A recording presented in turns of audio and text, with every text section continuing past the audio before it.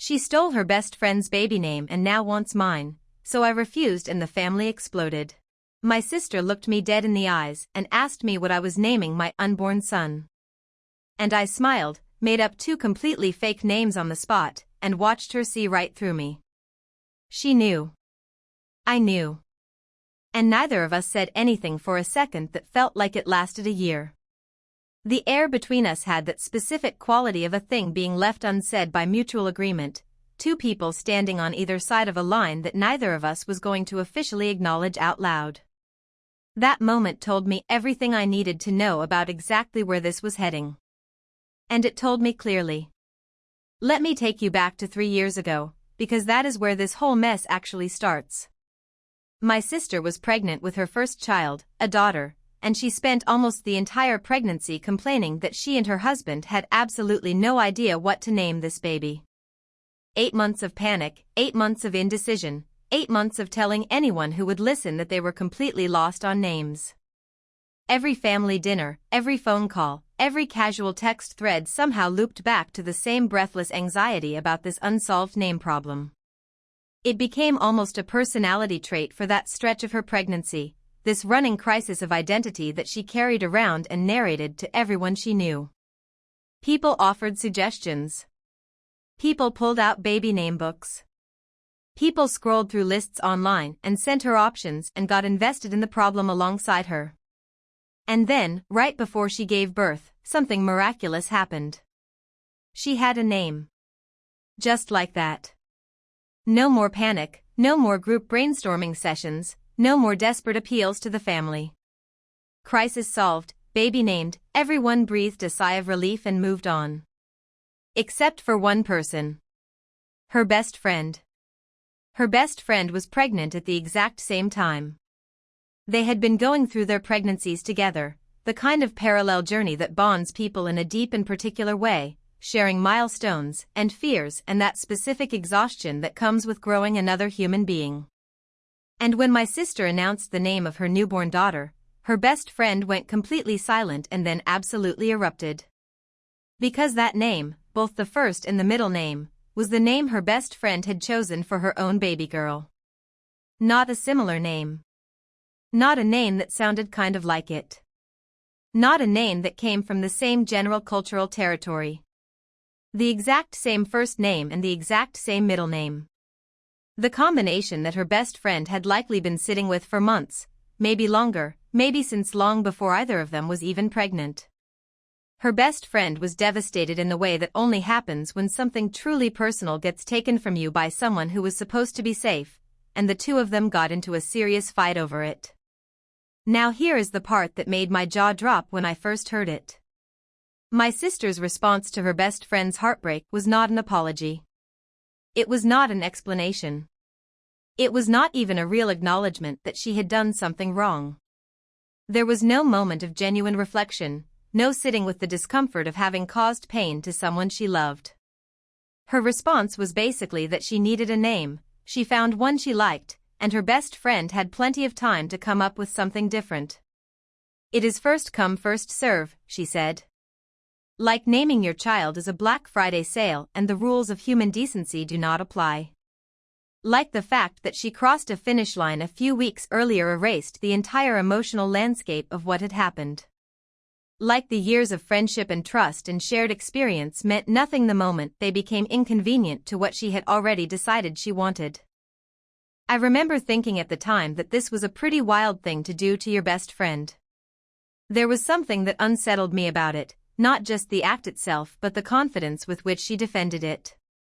Most people, when they realize they have accidentally done something hurtful, feel at least some pull toward remorse, even if the remorse is imperfect and comes out sideways. My sister did not seem to feel that pull at all. She seemed genuinely unbothered, almost puzzled that anyone expected her to feel otherwise.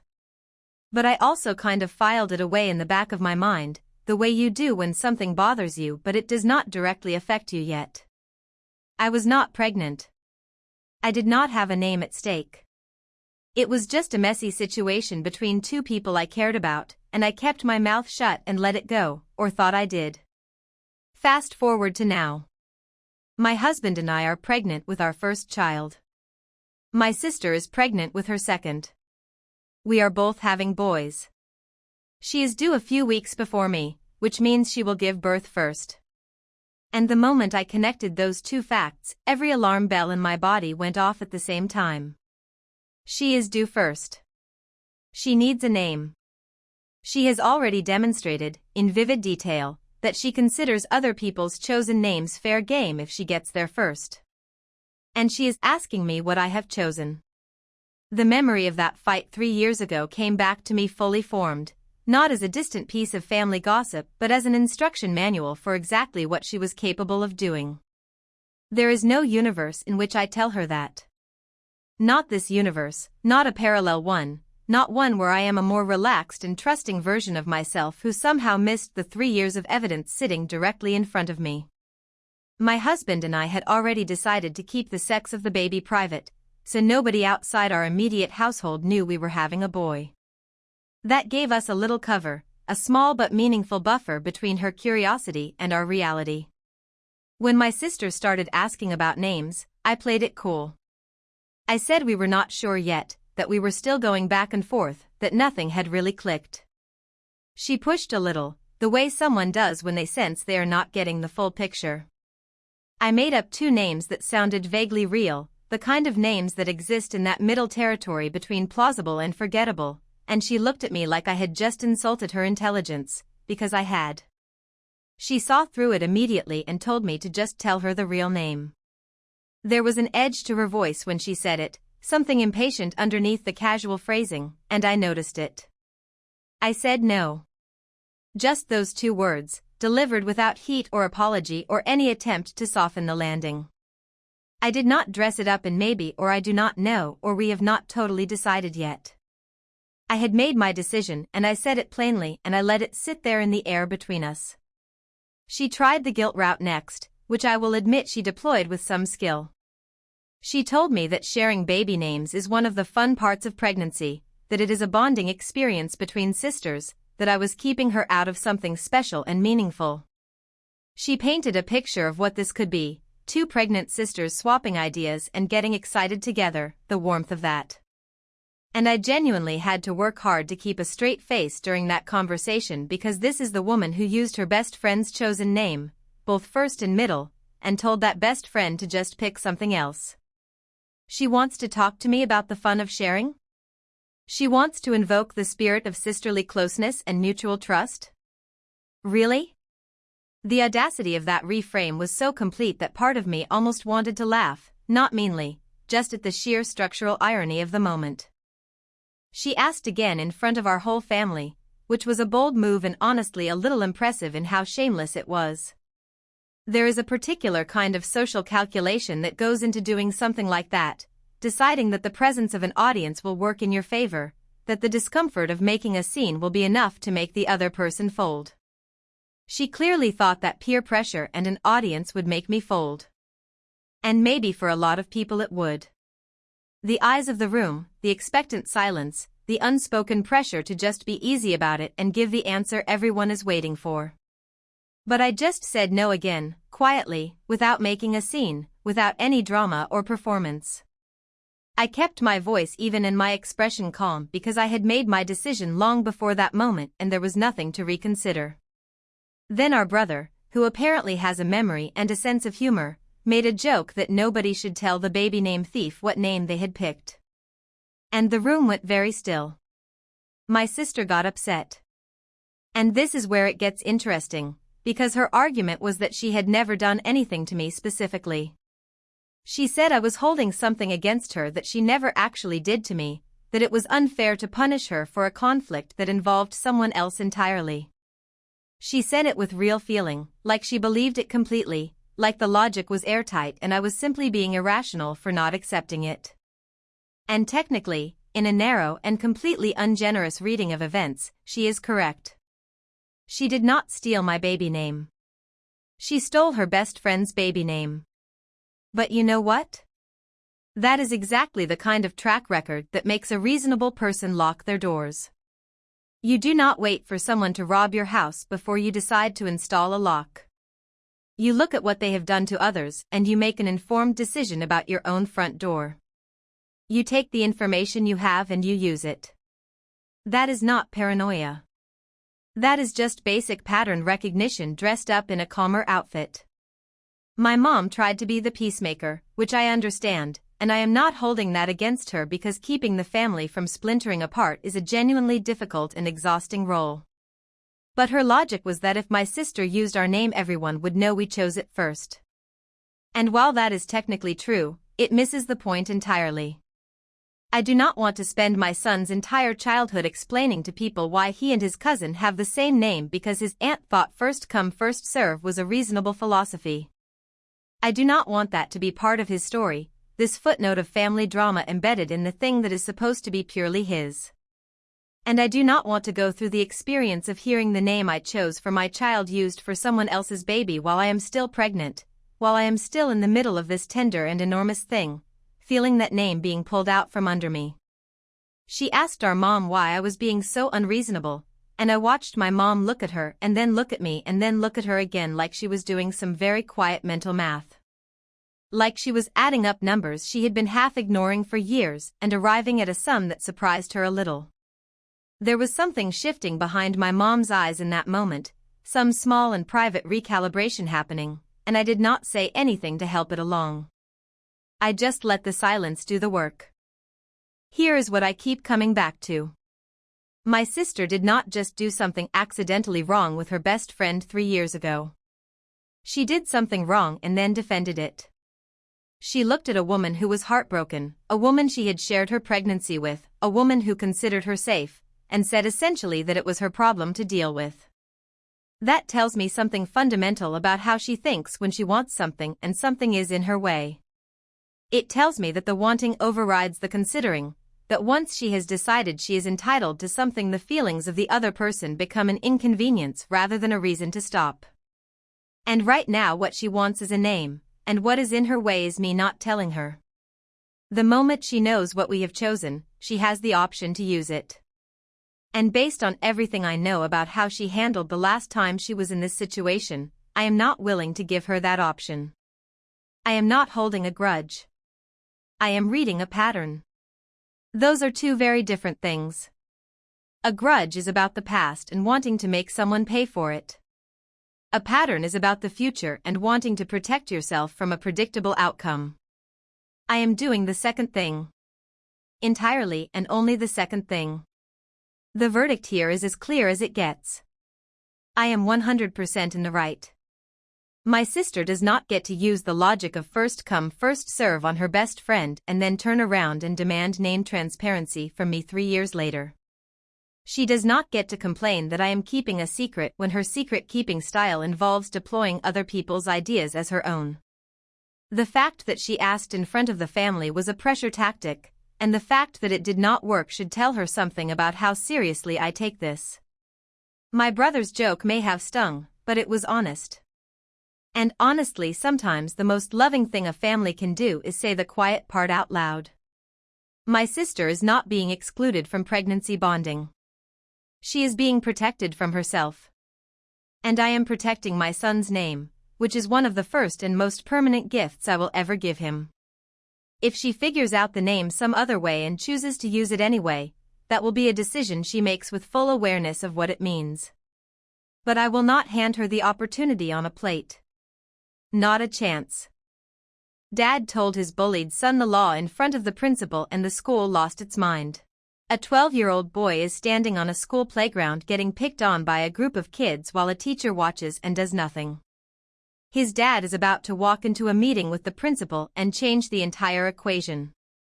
And he is going to do it by saying something completely true. He just said it in a room full of people who were very uncomfortable hearing it. Let me set the scene properly because context is everything here. This family lives in Canada. The dad's son is a big kid who has been doing taekwondo since kindergarten and also plays hockey. So we are talking about a physically capable, well-trained young person who carries himself with the quiet confidence that comes from years of disciplined training. This is not a child who does not know how to handle himself. This is a child who has been taught exactly when and why not to. His dad had built an entire escalation process and talked him through each step of it with the kind of patience and clarity that only a parent who has really thought about this puts into the conversation. Use your words first. Report it to teachers. Report it to the principal. Tell your parents. Step by step, rung by rung. A ladder built on the belief that the system, if approached correctly, would do what it was supposed to do. So this group of kids at school has been making life miserable for the son and his friends. Day after day, at recess, in the hallways, in the small and grinding way that bullying erodes a kid's sense of safety until going to school starts to feel like entering a place where nothing protects you. The son does exactly what he was taught. He tells the teacher monitoring recess. He pulls her aside and explains what is happening, probably with that particular mix of hope and dread that kids carry when they are trusting an adult to actually help them. And the teacher's response is that the bullying kids are new to Canada, they are still learning how things work here, and maybe they just do not know how to fit in yet. That is the response. That is the solution being offered. A shrug with extra steps. You have got to be kidding me. The son goes to the principal and gets nearly the same answer.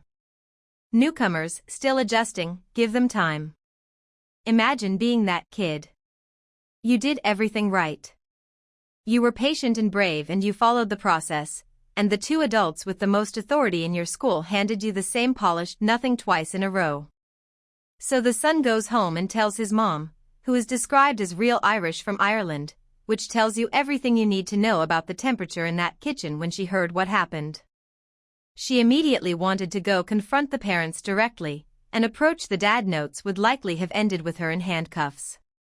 He admired the instinct. He understood it completely. But he told her he would handle it. And then he handled it. He requested a formal meeting with the principal and the teacher, and he brought his son with him. This is already a smart move because it signals that the son is watching how adults resolve conflict, which is exactly the lesson you want to demonstrate. The dad did not show up loud or emotional. He showed up prepared. He sat across from the people who had twice failed his child, and he carried himself with the composure of someone who had already decided that this meeting would be different, not because he was going to make a scene, but because he was not going to leave until something changed. He asked what was being done. They told him the kids had been spoken to. He asked if the parents had been contacted. They had not. He filed that away without a word, letting the silence sit there just long enough to mean something. And then he turned to his son and said something that made the teacher and principal nearly fall out of their chairs. He explained, calmly and factually, that in Canada children under 12 years old cannot be charged with a crime. They cannot even be arrested. The absolute worst-case scenario if something were to happen is a bit of community service. He told his son to let him know in a week whether the bullying had stopped. He delivered it like a man reading a weather report. No raised voice, no theater, no pointed finger at the adults across the table. Just information, offered to a child who had been asking for help and getting excuses. Now I want to be very precise about what just happened in that room. The dad did not tell his son to go fight anyone. He did not tell him to retaliate. He did not tell him to do anything at all. He gave him legal information. Factual, accurate, verifiable legal information about the country his son was growing up in. And then he looked at the principal and teacher and asked them directly if anything he had said was wrong. The silence that followed was its own kind of answer. They stayed quiet. He pointed that out to his son. Not triumphantly. Just clearly. As a fact worth noticing. The genius of this is almost painful to watch from the outside. What the dad understood that the school apparently did not is that the entire social dynamic keeping his son in a powerless position was built on a misunderstanding. His son, a kid trained in a martial art since he was 5 years old, was holding back because he did not know what the consequences of not holding back would be. He had been so carefully taught to trust the process that he had never stopped to ask what happened if the process simply refused to work. The school was relying on that restraint, that good faith, that willingness to keep waiting, without doing a single thing to deserve it. The bullies had no consequences of any kind. The adults were making sympathetic noises and then going back to their offices. And a trained, capable kid was absorbing it day after day because he had been raised to believe that the right channels would eventually produce the right outcome. The dad did not remove the process. He just clarified the landscape. He handed his son the missing piece of information and let everyone in the room understand exactly what that information meant. Within a week, every bully's parents had been called in. The bullying kids were given library detention for a month instead of recess. The behavior stopped completely. The outcome the school should have produced weeks earlier, through its own initiative and its own responsibility to the students in its care, happened the moment an adult made clear that the current arrangement was not going to hold. Nobody got hurt. Nothing escalated. The problem was solved as cleanly as a math equation once the right number was finally plugged in. The wife thinks the dad should have given his son this information privately rather than in the meeting. And I understand why she feels that way.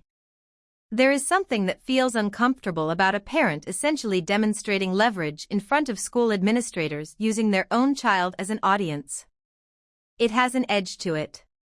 A sharpness. But I think she is wrong, and here is why. The entire point of the message depended on the setting. If the dad pulled his son aside at home and quietly explained the legal situation, the school never feels the shift in the room. The principal and teacher never have to sit there and confirm by their silence that the dad is not lying.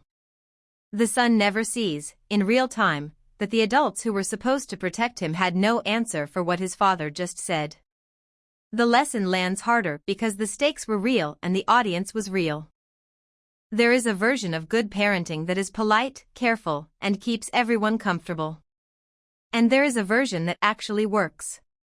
This dad chose the version that actually works. He followed every appropriate channel first. He made the appointment. He came in respectful. He sat down with the people who had failed his son and gave them one more chance to do the right thing.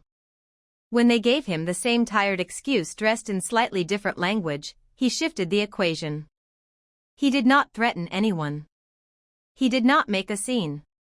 He just made sure his son understood that patience is a choice, not a requirement, and that the people insisting he be patient were not being asked to sacrifice anything themselves. Not every right answer looks comfortable from the outside. This one did not. But it was right. The verdict is that this dad did exactly what a parent is supposed to do.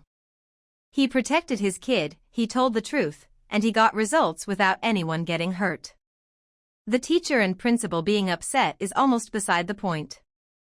They were upset because someone walked into their space and exposed the fact that their strategy for handling the situation was essentially to wait and hope the kid being bullied would keep being patient indefinitely. That is not a strategy. That is neglect with better vocabulary. The son learned something in that meeting that no private conversation could have taught him as powerfully. He learned that his dad shows up. He learned that there are real answers to real problems when someone is willing to actually pursue them. And he learned that the adults who told him to keep waiting and trust the system had nothing to say when someone held the system accountable out loud. That is a lesson worth a little discomfort in a conference room. And to the people asking if he went too far, I would ask them to explain what going far enough would have looked like, because the school clearly had no interest in finding out. Drop a comment below telling me which story hit harder, the baby name situation or the dad in that principal's office. If you enjoyed this, a like and subscribe would mean a lot.